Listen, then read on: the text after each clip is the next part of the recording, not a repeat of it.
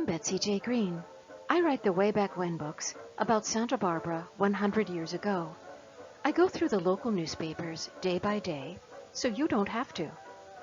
I look for interesting stories and put them into a book every year. Here are a few stories from the January chapter of Way Back When, Santa Barbara in 1918, the best stories of the year. The U.S. had entered World War I in Europe, and one of the Flying A actors had enlisted in the Army and had learned how to fly. In January, he flew a plane here to show off his new skill to a fellow actor.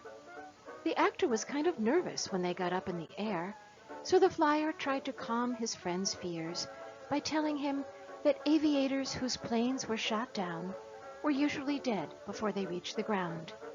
I don't think that helped.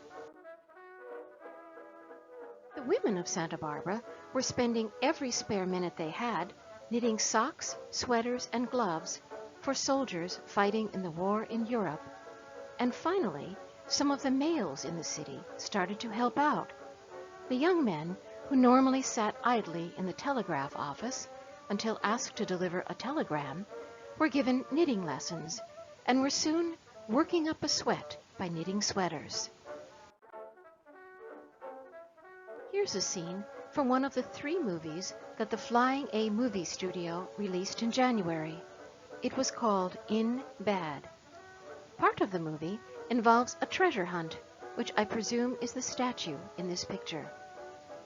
The Flying A produced 25 other movies this year, and those are covered in the book as well. I hope you enjoyed your journey back to Santa Barbara a century ago, through a few of the stories from Way Back When, Santa Barbara in 1918, the best stories of the year. There's more information about this book and the others in the series on my website. Thanks for watching.